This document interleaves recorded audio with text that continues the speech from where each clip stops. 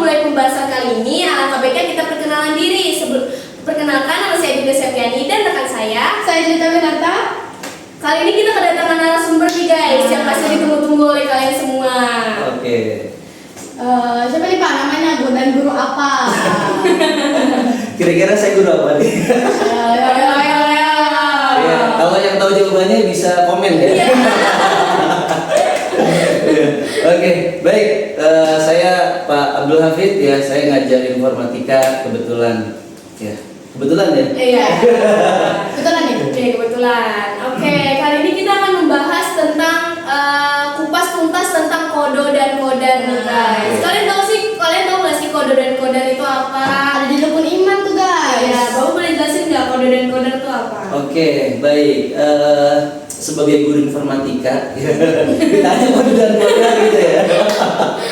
Ya, baik. Kode dan kodar itu adalah suatu ketetapan oleh Allah Subhanahu wa taala. Yang pertama adalah kodo dan kodar. Dimana kalau misalkan kodo itu adalah suatu ketetapan Allah yang bisa dirubah. Kalau kodar itu adalah suatu atau takdir itu tidak bisa dirubah oleh Allah. Tidak bisa dirubah karena memang ketetapannya dari Allah. Apa contohnya? Nih, contohnya kalau misalkan kodar, misalkan tadinya kita tidak pintar nih, nggak tahu menjadi tahu. Tadinya kita tidak bisa menjadi bisa. Nah, itu adalah suatu ketetapan yang bisa dirubah, ya kan? Misalkan kita miskin, kenapa sih kita miskin terus gitu kan? Gimana caranya kita supaya bisa punya uang? Nah, itu adalah suatu ketetapan yang tidak bisa. Kalau yang tidak bisa dirubah atau takdir, contohnya apa? Kematian, jodoh dan lain sebagainya, seperti itu. Nah, kan langsung aja nih. Kan biasanya ya, anak zaman sekarang tuh kayak misalnya dia telat, terus kayak lagi banyak tugas, tiba-tiba pas berangkat sekolah bannya bocor nih Pak.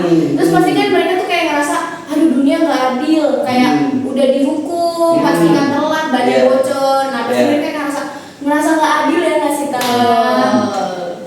Nah, sering banget nih anak-anak zaman sekarang pasti mikir kayak, aduh dunia tuh nggak adil banget buat mereka nih. Nah, Bapak bisa nggak sih tolong jelasin tentang kodo dan kodar untuk anak-anak zaman sekarang tuh gimana? Ya baik, tadi kalau misalkan tadi berkaca dari kasus yang tadi ya, tiba-tiba bannya bocor, terus datang sekolah, didenda juga gitu kan. Oh dunia nggak adil. Kalau menurut saya itu adalah dunia yang paling adil. Kenapa saya bilang? Karena kalau misalkan dia nggak telat, ya siapa tahu dia bisa jadi kecelakaan, ya kan? Bannya nggak bocor, Allah menyelamatkan dengan cara bannya jadi bocor supaya pas dia tidak kecelakaan. Misalkan contohnya seperti itu, gitu ya. Nah, kenapa? Karena memang di dalam hatinya, dia nggak ada kesabaran. Kalau misalkan dia ada kesabaran, oh ya berarti ini takdir dari Allah, ya. Dia takdir, oh ya udah sabar. Bagaimana kita sebenarnya kita diberikan ujian itu, ya kita itu sabar atau enggak? Kita menjadi sabar atau enggak? Apakah kita menjadi hamba yang tidak sabar? Apakah kita menjadi hamba yang ingkar? Atau kita menjadi hamba yang tidak mempercayai Tuhan? Nah, dengan adanya kejadian seperti itu, misalkan kayak tadi ya, udah terlambat, ban bocor, kompleks lah pola sekarang. Iya, kayak apa ya? Masalahnya tuh bertubi-tubi. Iya. Masa bertubi-tubi. Nah, sebenarnya tadi kita diberikan cobaan oleh Allah menjadi sabar atau enggak? Ya, apakah dengan dijadikan adanya cobaan itu kita malah kufur kepada Allah, ya kan? Kira-kira seperti itu. Boleh ya sih jelasin, kan kodo dan kodar itu ada di rukun iman terakhir ya Pak. Kenapa kodo dan kodar itu ditaruh di rukun iman terakhir? Ya, jadi gini. Tadi yang seperti saya sudah jelaskan ya, kenapa adanya kodar, terus ditaruhnya di terakhir. Coba kita sama-sama deh saling mengingatkan, ya kan? Pertama, rukun iman yang pertama adalah iman kepada Allah. Yang kedua, malaikat. Yang ketiga, Rasul. Yang keempat, kitab Allah. Yang kelima, hari kiamat. Yang keenam, kodo dan kodar. Nah, berarti serangkaian tadi iman kepada Allah, malaikat, kita ditakdirkan ya, kita ditakdirkan menjadi orang Islam, ya kan? Kira percaya nggak sih sama namanya Allah? Kita percaya sama zatnya Allah, namanya malaikat. Berarti supaya apa? Supaya kita ditakdirkan percaya mengimani kepada yang sebelumnya, gitu kan? Ya kan, karena kita orang Islam, ya kita orang Islam berarti kan harus mempercayai Allah, ya kan, zatnya Allah, adanya malaikat, ya, Rasul, kitab, ya kan, karena kitab itu kan ada 4 ya. Salah satunya adalah Al-Quran, ya kan. Terus yang terakhir adalah qadar apa? Yang kelima apa? Hari kiamat. Hari kiamat, ya kan. Hari kiamat itu bukan omong-omong ya. Iya. Pasti akan terjadi itu. Ya kita harus mengimani, kita harus mempercayai. Dan qadar itu takdir yang tidak bisa dirubah atau takdir yang bisa dirubah. Kan kemarin pernah ya ada cerita kiamat 2012 gitu ya kan. Benar-benar Ya kan kita kan sampai panik ya kan, sampai panik, bahkan sampai dibikin apa namanya bunker di bawah tanah gitu kan. Tapi kalau orang Indonesia santuy aja ya. Ya, namanya juga plus 62 ya. Nah, kan kira-kira seperti itulah. Jadi kita boleh mempercayai, kita harus mempercayai adanya hari kiamat. Cuman waktunya kapan? Itu kan nanti takdir. Ya takdir yang tidak bisa dirubah gitu kan. Takdir yang tidak bisa dirubah kapan kita nggak tahu, karena hanya Allah ya. Kita hanya bisa mengimaninya pasti akan terjadi ya. Kan ada kiamat sugro, ada kiamat kubro gitu kan.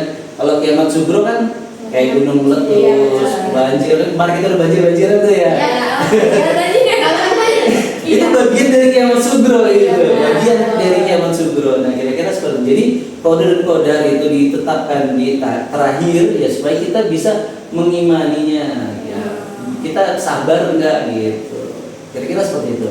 Nah Pak, kan jodoh itu yang kita nggak tahu nih jodoh kita siapa. Ya, Takdirnya. Kalau misalkan takdir saya jomblo sampai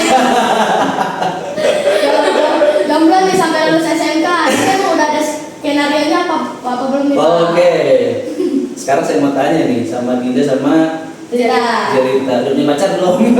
Enggak punya. Oh iya, jangan dulu ya, Iya. jangan dulu ya. Nah gini, kalau misalkan jodoh, tadi kan kita sudah ditetapkan di usia 4 bulan di kandungan ibu, kita sudah ditetapkan jodoh kita siapa, ini kita siapa gitu kan.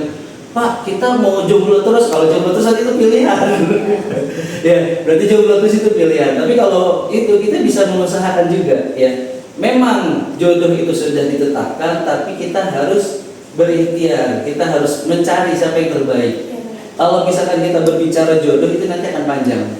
Contoh gini, ada orang yang sudah nikah bertahun-tahun, tiba-tiba apa namanya cerai gitu kan. Berarti itu jodoh atau bukan? Ayo. Itu jodoh atau bukan? Jodoh tapi sementara. Jodoh sementara.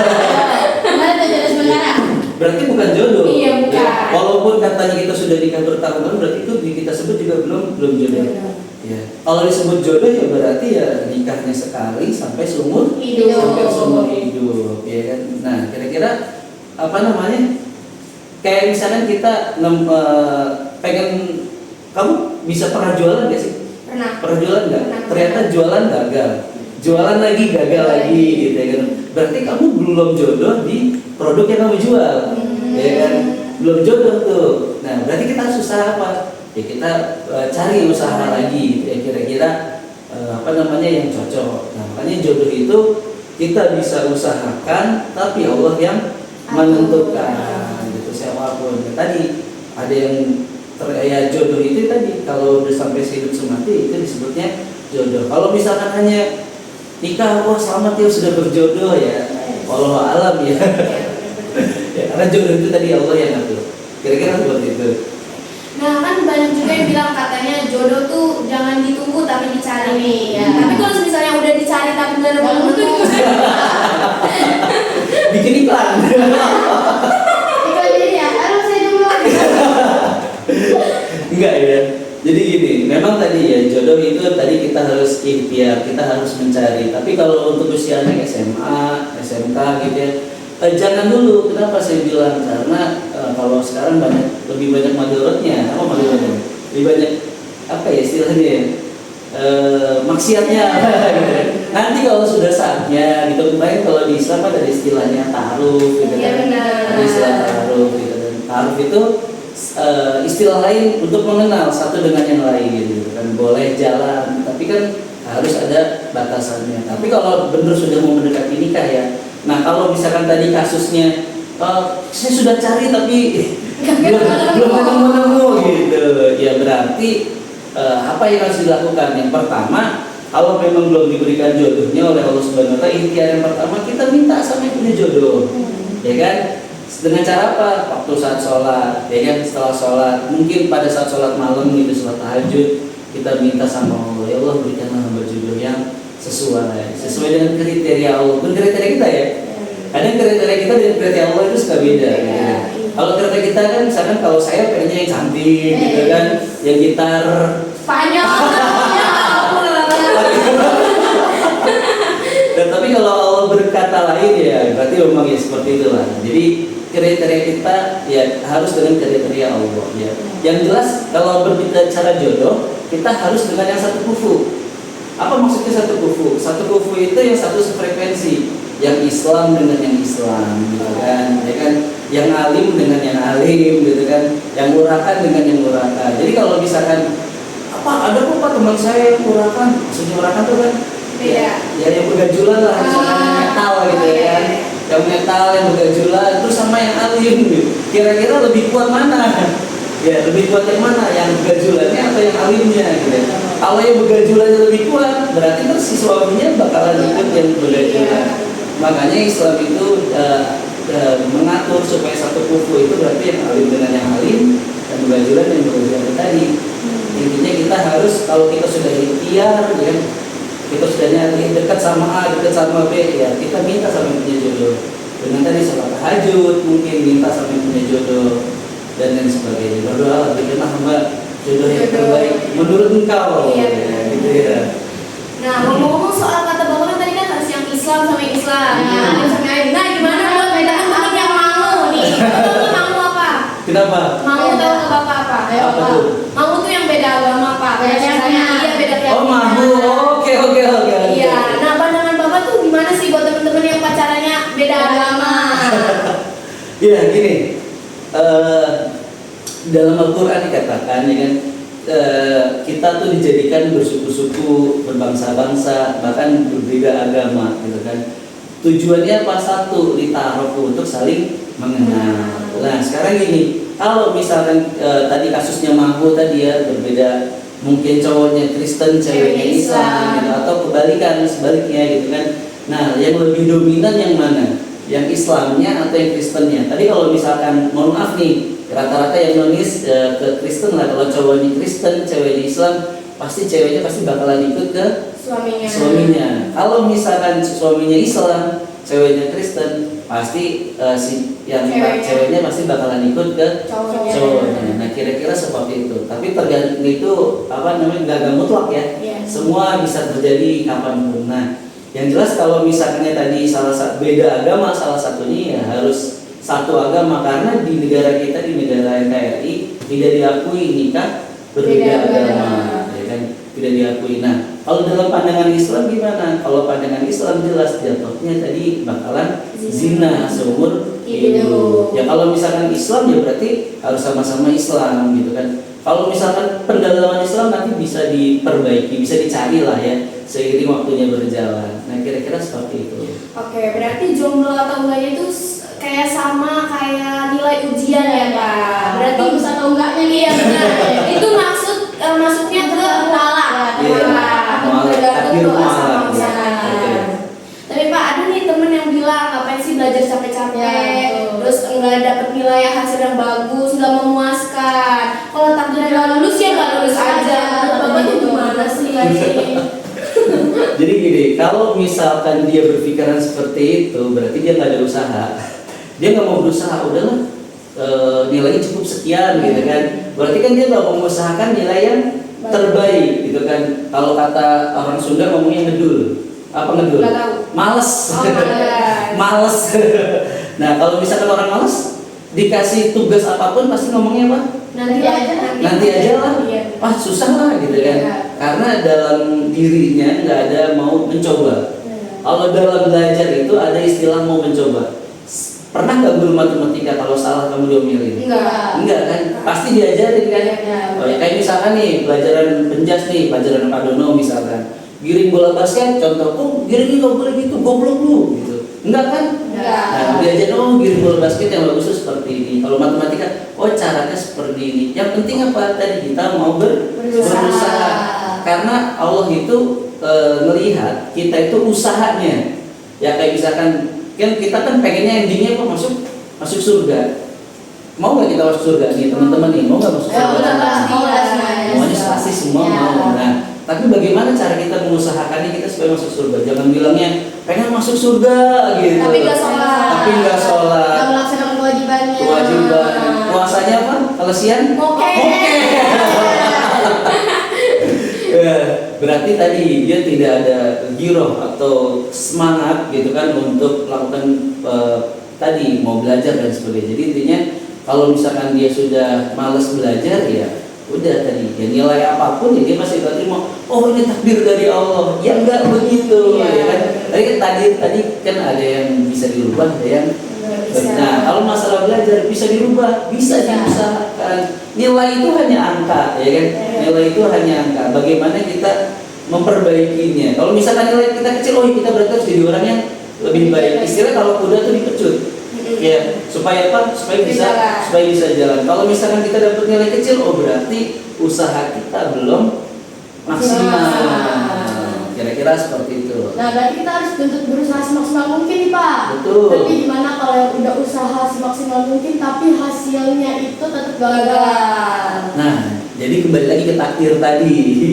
Ya kalau misalkan kita sudah usaha dan lain sebagainya, nah ternyata masih gagal juga, gitu kan? Masih gagal juga. Nah berarti memang kita ditakdirkan ya, ditakdirkan bukan menjadi orang yang gagal, belum gagal. Karena sesungguhnya gagal itu adalah awal kesuksesan. Ya, gini, ada seorang penelitian, tahu lampu?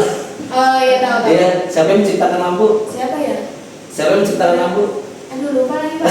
Aduh lupa. Iya, oke ya. Nah, beliau ini adalah disebutnya orang gak usah lampu deh. Contohnya KFC, siapa yang pernah makan di KFC teman-teman? Pasti banyak lah. Pasti banyak lah ya. Nah, sekarang saya Dinda sama Angelita, pernah makan KFC nggak? Pernah. Pernah. Gimana rasanya? Ya enak, gurih, crispy. Nah, ya kan? Nah, sebelum menjadi brand KFC itu si pendirinya si Sanders ya, Kapten Sanders itu beribu-ribu kali dia gagal. Ya, ribuan kali dia gagal. Karena dia tadi ada girohnya, ada semangatnya, dia mencoba ayam yang baru gitu kan, ditepungin dan sebagainya. Ternyata banyak orang yang suka karena waktu itu ayam belum ada, ya kan? Maksudnya belum ada seperti itu gitu kan. Cuman ya ayam biasa goreng atau ayam rebus. Nah, dia bikin ciptakan varian ayam crispy. Ya akhirnya diterima di masyarakat, ya kan? Sampai sekarang. Tapi prosesnya itu tadi ya gagal terus, bahkan sampai ratusan kali gagal. Tapi si Kolonel Sanders itu dia tidak menyerah. Dia terus mencoba lagi. Nah tadi mungkin teman-teman yang gagal lagi, belum tentu dari kegagalannya itu menjadi sebuah kegagalan.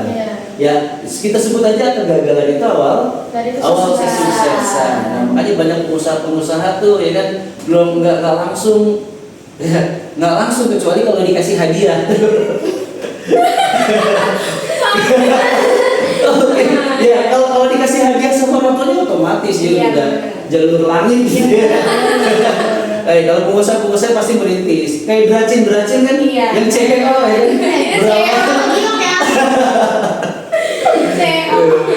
Dari awal dulu kan orang miskin ternyata jadi orang berhasil. Nah, kira-kira seperti itulah. Kan biasanya Gen Z tuh kalau misalnya udah coba sekali tapi gagal pasti kayak langsung nyerah kayak udahlah gitu ya.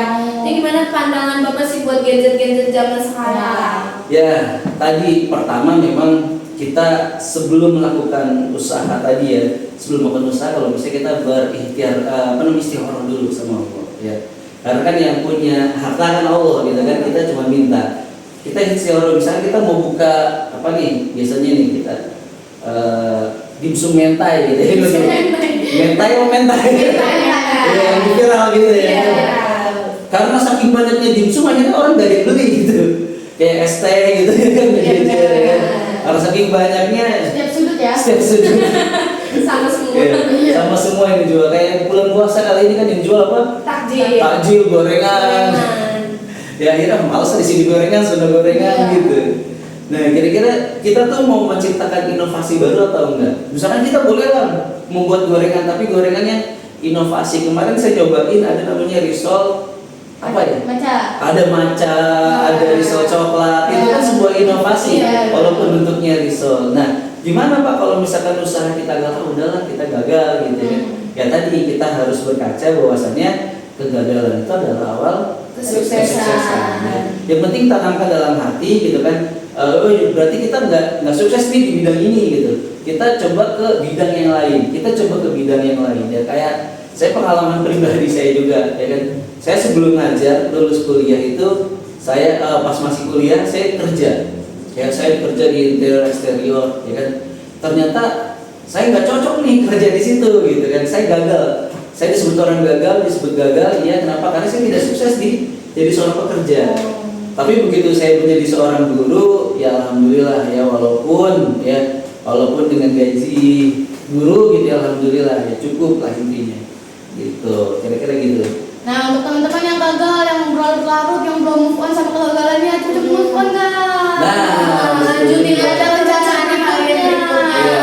Kalau misalnya kalian stuck di situ aja terus kalian mikir kayak, ini udah nggak bisa diubah, jangan berpikiran kayak gitu Nah, guys. makanya kan ada disebut plan A, ada disebut Plan B. Gitu. Jangan stuck di plan A dulu guys. Iya. Kalau satu nggak bisa kalian lanjut aja ke berikutnya. Move on. Move on. Kayak kamu move on sama dia. Oke, kan di SMK Aljihat ada DM ya atau manifest buat Iya. anak-anak siswa-siswi untuk mencurahkan isi hati Pak. Ada yang bertanya nih, Pak kalau misalnya kita berdoa terus, apa bisa mengubah takdir? Ya, jadi gini, kan tadi kita balik lagi ya bicara takdir. Tadi ada takdir yang bisa dirubah, ada takdir yang tidak bisa dirubah. Kalau misalkan tadi kita ada jadi gini, ketika kita berdoa, ya selain kita pengen mengharapkan tadi suatu hal yang sukses gitu kan, tapi kita harus terima resiko terburuknya. Bukan berarti doa kita itu tidak diterima oleh Allah. Contoh gini, saya nggak punya motor, ya Allah berikanlah hamba motor gitu.